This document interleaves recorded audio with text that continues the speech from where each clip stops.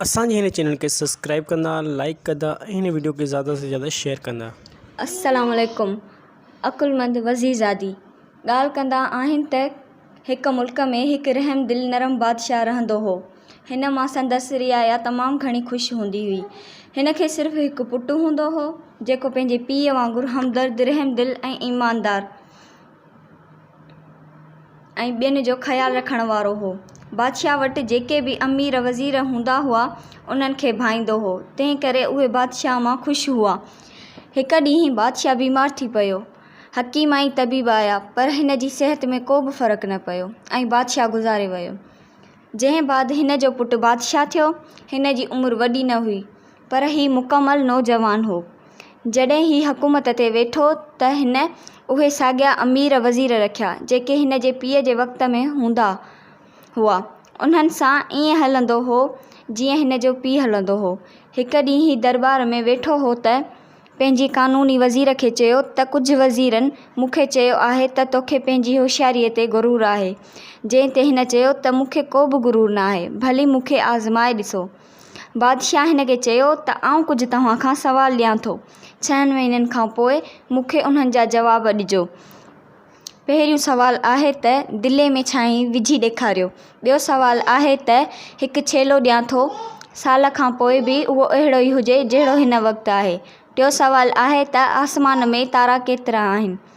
वज़ीर उहे सुवाल ॿुधी हैरान थी वियो ऐं अजब में पइजी वियो त दिले में छांई कीअं वेंदी। छेलो साल खां पोइ उन वक़्तु जहिड़ो कीअं हूंदो। उहो वॾो थींदो मचंदो ऐं आसमान में केरु तारा ॻणे सघंदो। हीउ परेशानीअ जे आलम में घर आयो। हिन जी धीअ हिन खे ॾिठो त हीउ परेशान लॻी रहियो हो। धीअ पुछियसि त बाबा साईं छा ॻाल्हि आहे, अव्हां परेशान आहियो। जंहिं ते हिन पंहिंजी धीअ खे बादशाह जा ॾिनल सुवाल ॿुधाया। वज़ीर जी धीअ पंहिंजे पीउ वांगुरु क़ाबिल हुई। इन चयो त बाबा 6 महीननि खां पोइ सुवालनि जा जवाब मूंखां वठिजो। वज़ीर परेशानीअ जे आलम में गुज़ारणु लॻो। ईअं ई वक़्तु गुज़रंदो वियो। 6 महीना अची पूरा थिया। हिन पंहिंजी धीअ खे चयो त 6 महीना पूरा थी विया आहिनि, हाणे आउं उन्हनि सुवालनि जा जवाब कहिड़ा ॾियां।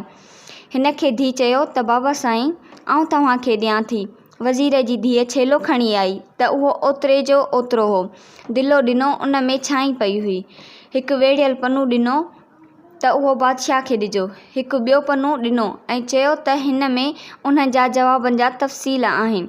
बादशाह चवे थो त मुहंदिसी ॿुधाइजो। उहे बादशाह जे टिनी सुवालनि जा जवाब आहिनि। वज़ीर जॾहिं बादशाह जे दरबार में पहुतो त बादशाह चयसि क़ानूननि जा वज़ीर 6 महीना पूरा थी विया, हाणे सुवालनि जा जवाब ॾे। जेकॾहिं जवाब सही मिलिया त तव्हांखे तरक़ी ॾिनी वेंदी। जेकॾहिं तव्हां हल न कया त तव्हांखे ऐदे तां हटायो वेंदो। बादशाह पहिरें सुवाल जो जवाबु तलब कयो त दिले में छांई हुजे। वज़ीर बादशाह जे अॻियां दिलो रखियो जंहिंखे हिन ॾिठो त उन में वॾी छांई पियल हुई। बादशाह हैरान थी वियो त दिले में छांई कीअं आई। ॿियो सुवालु छेलो एतिरे जो एतिरो हुजे। जॾहिं 6 महीननि बाद छेलो बादशाह जे अॻियां आंदो वियो त उहो ओतिरे जो हो।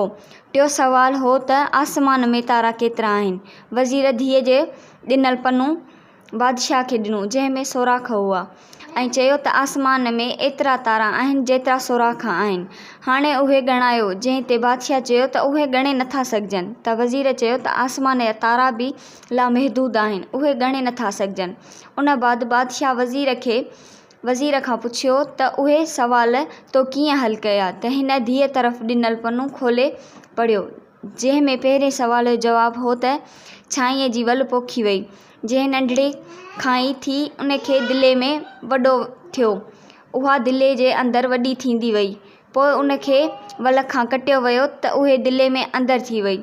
ॿिए सुवाल जो जवाबु हो त रोज़ानो सुबुह जो ऐं शाम जो छेले खे गाह जो ढो कराए हिन खे शींहं जे साम्हूं आंदो वेंदो हो।